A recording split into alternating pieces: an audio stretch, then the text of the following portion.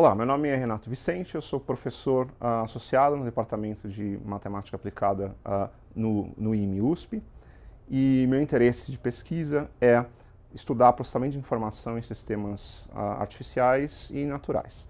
Em particular, eu estou interessado em construir máquinas que sejam capazes de realizar novas tarefas a partir de exemplos que são apresentados para elas, sem precisar de uma programação detalhada. Sistemas naturais que fazem isso já existem. Por exemplo, nós somos um exemplo disso. Nosso encéfalo é um computador extremamente sofisticado que é capaz de fazer exatamente isso, aprender a partir de exemplos.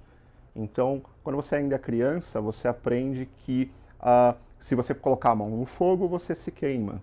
E você deve evitar esse comportamento.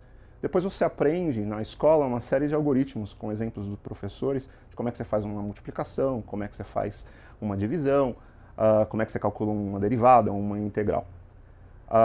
Aí você ainda, durante a sua vida, aprende a reconhecer os seus amigos. Você reconhece os seus amigos independente da posição em que eles estejam. Pode estar sentado, pode estar de costas. Às vezes só com a voz do seu amigo você já consegue reconhecer no meio de uma multidão. A questão é, como é que a gente pode estudar essa complexidade? Né? Como é que a gente pode estudar esse tipo de máquina tão complicada e que tipo de fundamentos a gente poderia descobrir a partir disso? Então, para a gente entender um pouco melhor o que significa você estudar fundamentos de um sistema tão complicado como, por exemplo, o encéfalo humano, dos animais, é interessante a gente olhar um pouco para a história. Em cada momento da história, é comum, né, que para desenvolver ciência você use as analogias que estão em voga no momento, usando as tecnologias que estão na moda no momento e que estão tendo mais impacto no momento.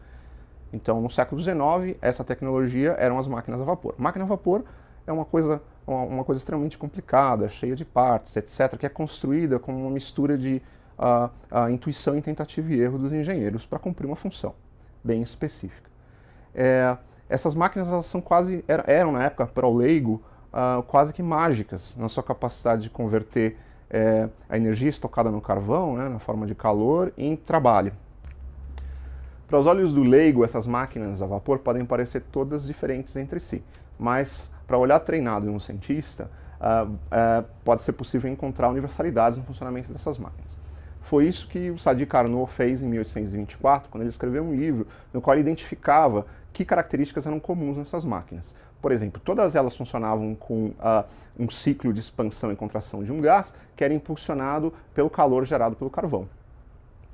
O trabalho de Carnot influenciou uma série de cientistas no século XIX que foram adicionando imagens cada vez mais abstratas do que seria uma máquina a vapor. Essa sucessão de influências culminou no trabalho de Clausius, um cientista alemão, que em meados do século XIX formulou o princípio de máquina térmica como sendo uma máquina que é capaz de retirar calor de um reservatório mais quente, entregar para um reservatório mais frio e, no meio do caminho, através do ciclo, produzir trabalho. A maneira mais eficiente de extrair um trabalho desse fluxo de calor seria fazer isso sem gerar turbulência, sem gerar frição e sem ruído. Enfim, fazendo isso de maneira a manter o mundo tão ordenado como era quando a gente ligou a máquina pela primeira vez. Na linguagem de Clausius, seria fazer isso sem aumentar a entropia.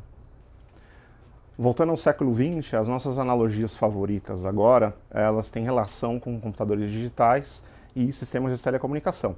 Os Sadi Carnot da nossa era são o Claude Shannon e o Alan Turing.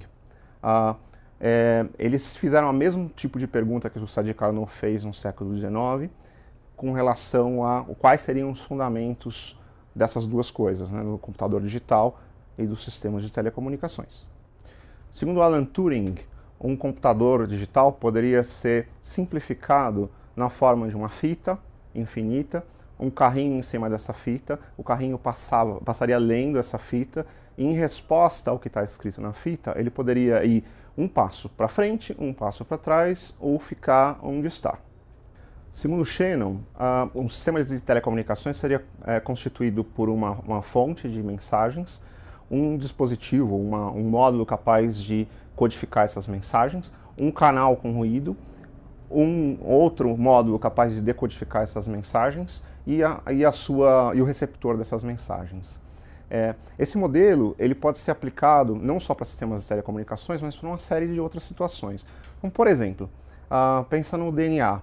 O DNA pode ser a sua fonte de mensagens. Essas mensagens elas vão ser transformadas, depois do processamento do DNA, em proteínas. E o ruído no canal pode representar, por exemplo, mutações no DNA. Essas mutações elas podem, por exemplo, provocar a produção de proteínas defeituosas e assim provocar doenças. Um outro exemplo você pode imaginar que a mensagem são faces diferentes de uma pessoa ou faces de várias pessoas, e o canal ruidoso são variações destas faces. E o receptor é você tentando identificar se aquilo é um amigo seu ou uma pessoa parecida. Conectando agora as ideias do século XIX com as do século XX, o calor produzido no ciclo nas máquinas térmicas, que faz com que você reduza a possibilidade, a capacidade de produzir trabalho, é análogo ao ruído introduzido no canal, que enquanto um introduz calor e a entropia, faz crescer a entropia e aí faz com que seja menos eficiente o processo, no outro caso você tem ruído no canal que introduz ignorância. Você sabia o seu sinal original, com o ruído você tem ignorância e você sabe menos sobre o sinal original. Então o que nós queremos? Nós queremos usar as ideias fundamentais de Shannon para estudar o que acontece quando você constrói um sistema artificial que é capaz de aprender. Então, por exemplo, suponha que você queira construir um sistema artificial que é capaz de, a partir de fotos de pessoas, reconhecer emoções. Então você poderia pegar e descrever isso na linguagem de Shannon como se a pessoa na origem que está produzindo as emoções fosse a fonte de mensagens. Isso passa por um canal ruidoso que tem a ver com as várias formas que ela pode transmitir emoções, e o receptor na outra ponta é o seu sistema artificial ou mesmo o seu encéfalo tentando entender qual a emoção que aquela pessoa está tentando transmitir. Nossa pergunta de pesquisa então é como é que a gente consegue extrair dessas imagens só a informação essencial para interpretar emoções e nada mais. Num caso mais genérico se você tem X e X é capaz de prever Y, eu quero saber qual é o máximo ou que informação que eu tenho que retirar de X que seja suficiente para descrever Y e nada mais, nada redundante, só o essencial. Em resumo, a nossa área de pesquisa pode ser descrita como uma tentativa de aplicar fundamentos que emergiram no estudo de máquinas mecânicas, no caso a termodinâmica, e fundamentos que emergiram no estudo de sistemas de comunicação, no caso a teoria de informação, para estudar sistemas que aprendem. Esses sistemas que aprendem podem ser tanto artificiais, como o assistente virtual do seu celular, ou naturais, como o seu sistema imunológico. A informação tem, hoje em dia, um papel parecido com o que tinha energia no século XIX. Isso é o que eu acredito, pelo menos. Eu acho que é uma oportunidade de uma geração reinterpretar a ciência toda na linguagem que a gente domina agora, o que está passando a dominar, que é a linguagem de teoria de informação. Então é uma oportunidade tremenda para novos pesquisadores, novas gerações de pesquisadores para o futuro.